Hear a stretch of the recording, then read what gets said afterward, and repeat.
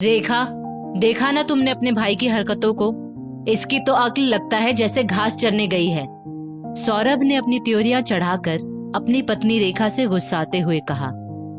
सौरभ, मेरे भाई की अक्ल घास क्यों चरने चली गई भला?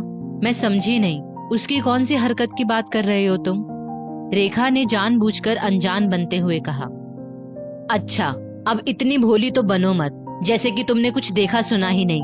अपने भाई की साइड तो तुम लोगी ही ना। सौरभ ने चिढ़कर मुंह बनाते हुए कहा। सच्ची मुच्ची सौरभ, मैं बिल्कुल भी नहीं समझ पा रही हूँ कि तुम कहना क्या चाहते हो। रेखा ने मेज पर बिखरे हुए बर्तनों को समेटते हुए बड़ी होशियारी से कहा, क्योंकि अभी अभी उसका बड़ा भाई मदन अपने छोटे भाई की शादी का निमंत्रण देकर गया था और सौरभ उसी की चर्चा कर रहा था। तुम्हारा दिमाग ठिकाने पर रहता है या नहीं रहता है? तुमने ध्यान दिया कि नहीं? तुम्हारे भाई ने एक बार भी मुझसे स्पेशली नहीं बोला शादी में आने के लिए। आप सब लोग जरूर जरूर आइएगा, यही बोलकर गया है। अरे भाई, उसका जीजा हूँ मैं। मुझको तो उसे खुशामद कर करके बुलाना चाहिए, लेकिन फिर भी उसको ना जाने किस बात की ऐठ रहती है। सौरभ हिकारत से बोला। अच्छा जी सौरभ, जरा एक बात तो बताओ, ऐठ उसको रहती है या तुमको रहती है? और वैसे भी तुम मेरे मायके जाकर कौन सा सबको खुशियां दे देते हो जो तुम्हारी खुशामद करे कोई? अब बुलाया तो है, चले जाना।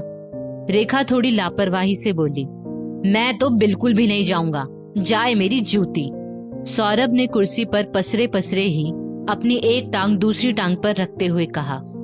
कोई बात नहीं, मैं अकेली ही चली जाऊंगी। मेरे भाई की शादी है, मैं तो जरूर जाऊंगी।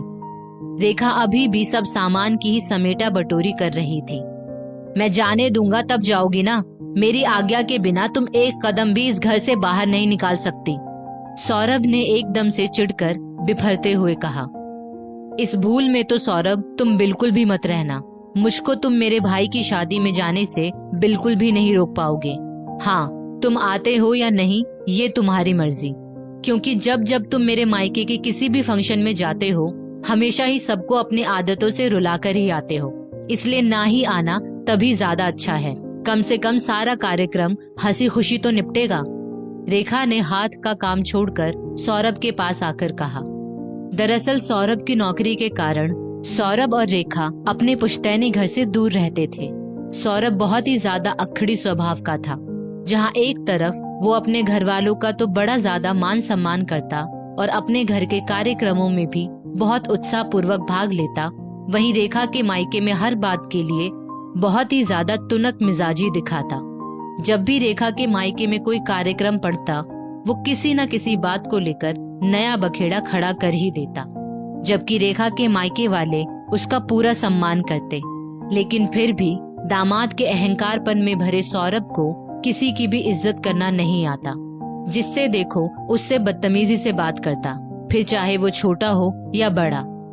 अभी पिछली बार जब रेखा की छोटी बहन की शादी थी तो परिवार में सबके लिए एक जैसा ही सूट का कपड़ा आया था, लेकिन सौरभ ने शिकायत करते हुए रेखा के पापा से कहा, पापा जी, ऐसा सूट तो मेरे घर के नौकर भी ना पहने। आपने कैसे सोच लिया कि मैं ये पहनूंगा? जबकि सूट का कपड़ा बहुत ही अच्छी कंपनी का था, फिर भी रेखा के पापा हाथ जोड़कर बोले, दामाद जी आप परेशान मत होइए, आप अपनी पसंद का कपड़ा ले लीजिए, मैं रुपए दे दूंगा। पापा जी, आप बहुत पैसे का अभिमान दिखा रहे हैं मुझको ना ये कपड़ा चाहिए ना कोई दूसरा। और हाँ, रेखा को भी मैं ये साड़ी नहीं लेने दूंगा। हम लोगों के पास सब कुछ है। सौरभ ने खुद अपने पैसों का अभिमान दिखाते हुए कहा। अरे दामाद जी, कैसी बातें कर रहे हैं आप? भला बेटी दामाद घर से कहीं खाली हाथ जाते हैं? रेखा के पापा हाथ जोड़कर अनुनय विनय करने लगे। चलो रेखा, अटैची उठाओ, मैं बाहर गाड़ी में तुम्हारा इंतजार कर रहा हूँ। सौरभ ने उठने का उपक्रम किया। अरे नहीं दामाद जी, ऐसे बिल्कुल भी उचित नहीं लगता। रेखा और आप ढंग से विदा होंगे, ऐसे थोड़ी ही ना। रेखा की मम्मी ने सौरभ का हाथ पकड़ते हुए कहा, लेकिन सौरभ ने किसी की एक नहीं सुनी। फिर रेखा के मम्मी पापा ने सौरभ के सूट के लिए रुपए और रेखा को साड़ी देकर विदा कर दिया, क्योंकि ज्यादा झिकझिक करके वो अपनी बेटी को परेशान नहीं करना चाहते थे। रेखा रोती हुई गाड़ी में आकर बैठ गई, क्योंकि इससे पहले भी रेखा के चाचा के बेटे की शादी में शगुन का लिफाफा उसके फूफा को पहले मिल जाने के कारण सौरभ ने अच्छा खासा हंगामा खड़ा कर दिया था। असल में अभी सौरभ उस घर का इकलौता दामाद था, तो उसकी खुशामद भी बहुत ज्यादा होती थी। लेकिन इस बार रेखा ने ठान लिया था कि वो सौरभ को इस बात के लिए सबक सिखाकर ही रहेगी।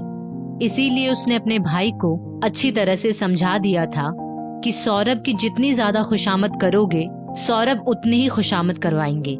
ये बात मैं उनके साथ रहते रहते बहुत अच्छी तरह से जान गई हूँ।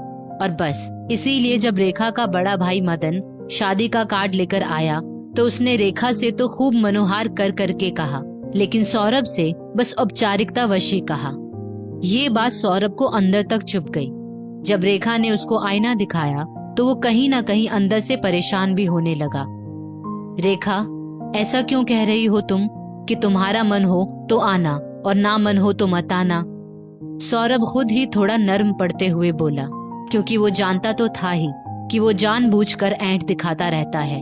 अब अगर वो ससुराल की शादी में नहीं जाएगा तब भी तो उसकी बदनामी होगी। और क्या सौरभ, इज्जत करवाने के लिए आचरण भी तो वैसा ही करना पड़ेगा।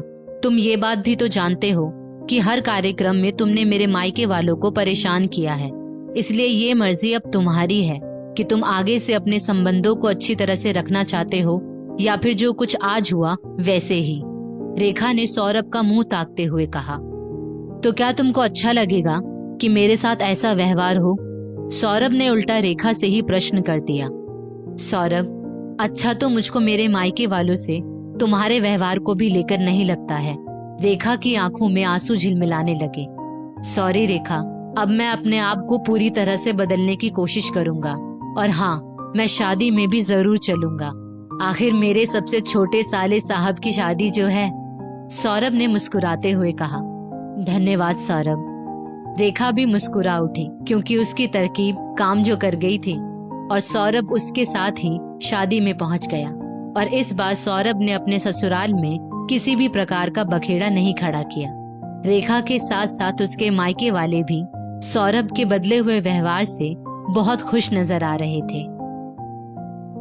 दोस्तों, इस स्टोरी को लेकर आपकी क्या राय है, नीचे कमेंट करके जरूर बताइएगा। और ऐसी ही और भी बेहतरीन वीडियोस के लिए हमारा पेज जरूर फॉलो करें। धन्यवाद।